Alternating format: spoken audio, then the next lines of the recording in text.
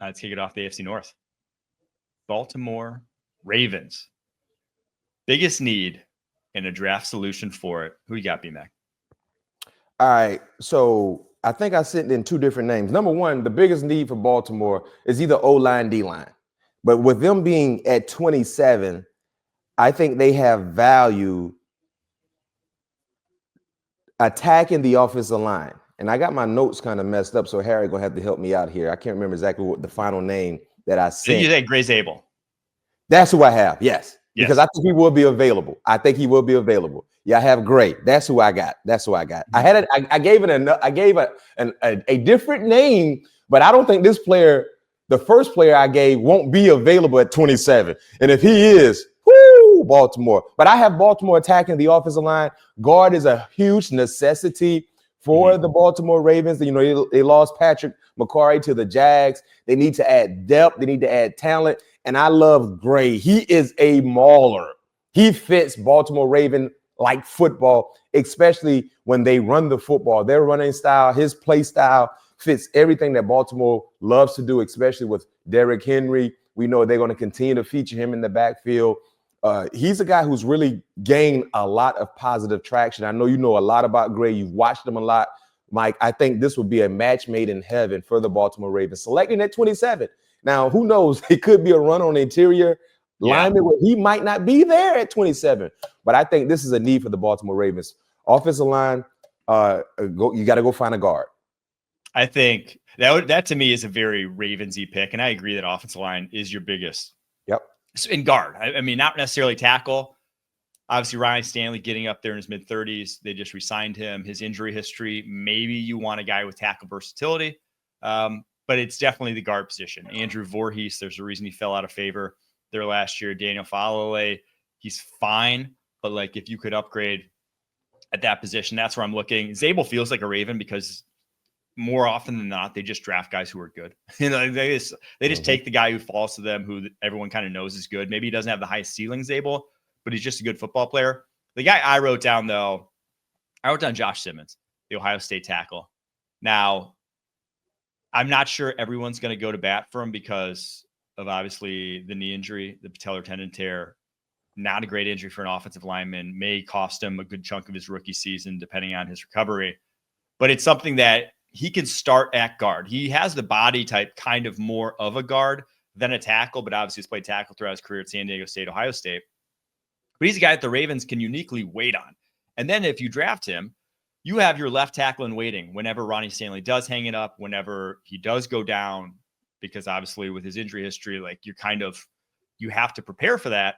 So if he's on the board there at pick 27, that's a guy I'd be very interested in for the Baltimore Ravens. Yes, I love it. Cincinnati Bengals here. What do you got for their biggest need and a draft? Edge rusher. Go find you someone that can help put pressure on the quarterback. We don't know the status of Trey Hendrickson. Even if they are able to retain Trey Hendrickson, you still got to go get some edge rushing help. They're currently at 17. If I'm not mistaken, 17 in the first round. That's the 7. They have the 17th pick. I wouldn't be surprised to see Cincinnati try to trade up also. You know what I mean? If one of these elite, high-level edge rushers start to fall a little bit for them. But I have them going to get Mikael Williams from UGA, a massive individual. He's a bit, raw in terms of his talent, but you can tell, you see the potential, the upside is there. He does a great job at setting the edge.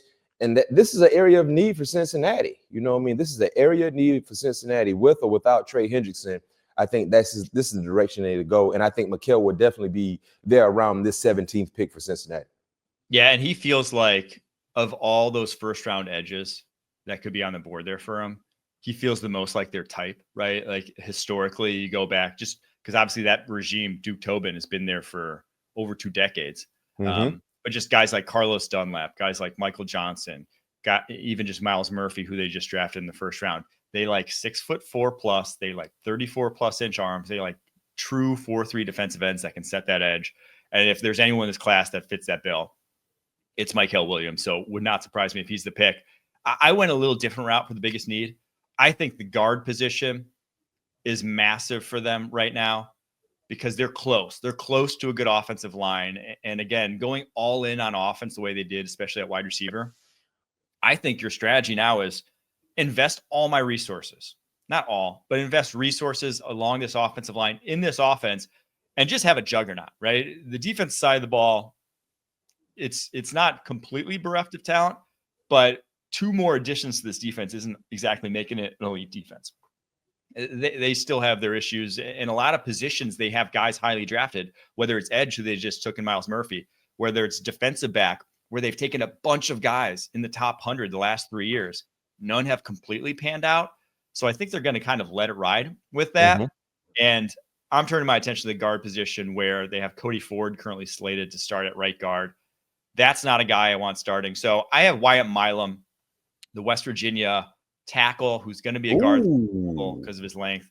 I think if you can get him at pick 81, where they're drafting in the 3rd round, 49 might be a little rich. That's closer to actually where he is in my draft board, but I think he'll be available at 81. And he's the kind of guy who's a mauler in the running game, would fit in with what they've been doing with that power run scheme that they've sort of shifted to the past couple seasons.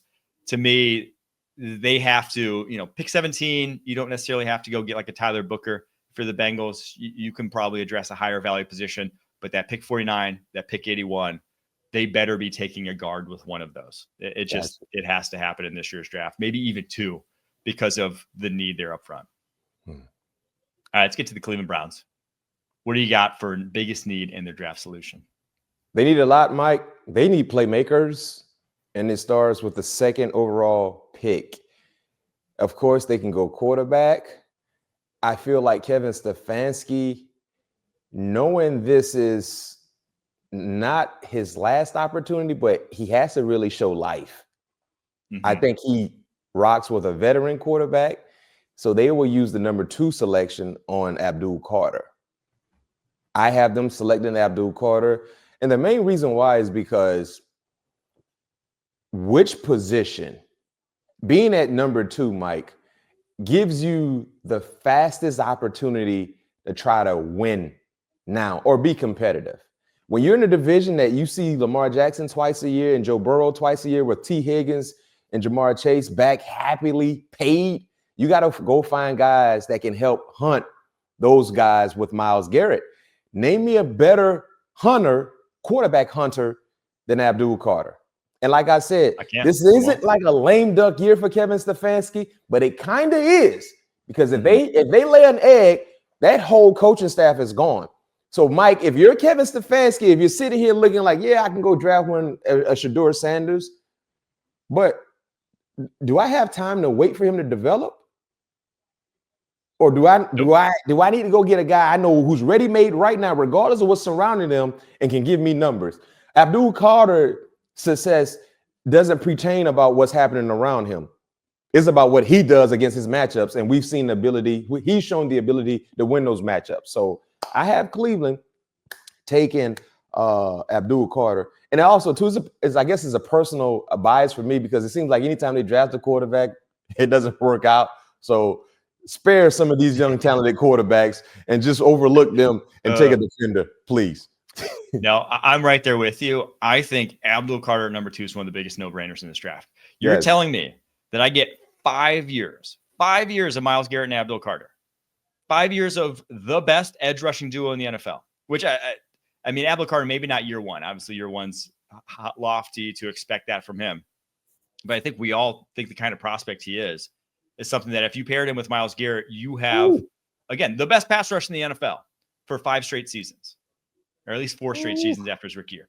That's just like, that is as valuable as, any of the quarterbacks in this draft class, in my opinion, at least, just because I don't see any of the quarterbacks after Cam Ward getting to the special realm, the special realm that gets you in there in the mix every single year. They just don't have that level of physical tools. So, yeah, Carter to me is a no-brainer. Yes. I went with running back, though, as one of their biggest needs right now. They're rolling at this point in time with Jerome Ford, Pierre Strong, a couple of slighter, speedier backs. So I want a more physical presence at that position. I went with Damian Martinez. Oh, I thought you were going to say Ollie Gordon. Ollie Gordon. Ollie Gordon's. Yeah. This draft class has just every single type of back. Yeah. Like there really is. If you want power backs, there's like a handful of them. You want speed backs, there's a handful of them. but I think David Martinez has a little bit better down-to-down consistency than Gordon. And I think one of those picks in the third round, whether it's 67, hopefully more likely 94, if you're the Cleveland Browns, that's where I'm targeting a guy like Damian Martinez. He's not a burner, but again, you have guys that are much faster in that backfield already. You need a guy who can grind out tough yardage, and anything we've seen from Martinez over the course of his career, we know that that's what he's very capable of doing. And that was going to be my next question around which round, but you said third round. They have 2 picks in the third round, so yeah. Yes. All right, your Steelers. What do you got for us? Offensive playmaker. So Anyway. In terms of my need, I'm more attacking, and Mike is doing a great job in giving you an overall umbrella answer in terms of what a team needs and giving you more of a mid-round type option. All of my picks are pertaining to the first round, viewers. So I'm just giving you some insight on what I think they might do in the first round. So for my Pittsburgh Steelers, they got to go get more playmakers on the offensive side. So for whoever the quarterback is going to be. So when Aaron Rodgers is the Pittsburgh Steelers quarterback, we have another weapon for him. Did you guys hear what I just said? I said when Aaron Rodgers is the Pittsburgh Steelers. I'm not saying I know anything. I'm just throwing that out and speaking into existence because at this point, we have no other option. Where else is he going? Where else is he going, though? I know, right? Retire? No, Aaron. Yeah. You want to have Aaron Rodgers, you want to have like a last hoorah. You want people to know this is your last time to come see you play. You want to soak the moment up, which you're deserving of having. So stop playing around Aaron Rodgers. He's got too big of an ego to go out the way he does. Yeah. He just does. Yeah. So when Aaron Rodgers becomes the quarterback, I'm just speaking into existence. I have Pittsburgh round 1, Matthew Golden with the 21st pick, right? Not knowing exactly how the board is going to unfold, but I think he definitely will be there. And the thing I love about Matthew Golden, Mike, he ran high 4.2 in Indy, but you see the 4.2 speed in full pass in game-like situations as well. He gets it going.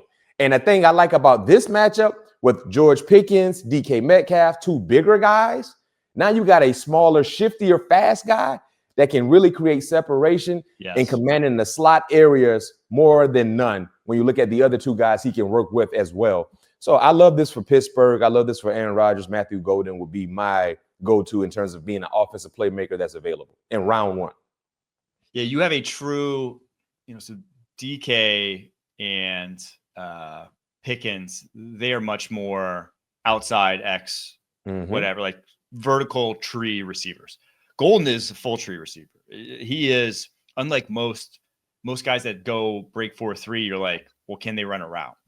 With him, it's like, that was never in question. That was always his calling card, was his ability to run pretty much any route you want him to. So I was a little crazy. I was a little hesitant when I saw it in like the pre-show here. I was like, Matthew Golden, he's going to have to sell me on this. But I do think if you want like this window, because Arthur Smith's offense is not a 3 wide receiver offense. That was what everyone complained about in Atlanta. They hated how little anyone got utilized in that receiver room. But if Aaron Rodgers comes to town, it ceases to be Arthur Smith's offense. One thing we know about Aaron Rodgers is he runs the Aaron Rodgers offense. Wherever he goes, it's going to be what he wants to do. And he wants to run 3 wide. That's what he wants to do. And giving him 3 options that basically all 3 could be open on every single play or should be open on every single play is your quickest path to competing in the AFC North, in my opinion. So thanks. I'm right there with you. My position, though, is the position that Aaron Rodgers plays that they haven't quite filled yet.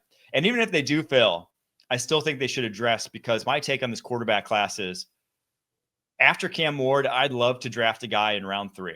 And I wouldn't love to draft a guy before that, because I don't know if any of them turn out to be high-end guys, but I think there's a lot of potential for capable starters in this draft class because they've played so much football, because they're so experienced. I just don't know if I see really, really high-end. But you take capable starters or guys that could do that in round 3, and especially when you have like these aging vets that maybe you could just throw a dart at one of these guys. So I'm going Tyler Shuck. Pick 83. He's got probably, of the second tier of quarterbacks, I think he has the best arm talent. And again, if you're playing the AFC North, you need a good arm. You're in 4 different outdoor stadiums. Now, not forever, because I think Cleveland's building the indoor one here, right? But 4 4 different outdoor stadiums, got to play in the elements. Tyler Shuck, I think, could do just that. So, and as a guy who's 26 years old, the guy's been around the block, he's played a ton of football, so could impact your roster sooner rather than later. Very old. You said something that really resonated to me, Mike, and I hope our viewers caught wind to what you said. You said outside of Cam Ward and Shedeur Sanders, there's not a quarterback you would draft until the 3rd round, right? Yeah. Yes. Finally, somebody's speaking with sense. Finally, there's a man in our world speaking with sense. Yes. Yes, I understand. Every year there's always a quarterback or quarterbacks they're trying to throw into that 1st round category. No, there's only 2 worthy 1st round quarterbacks in this draft.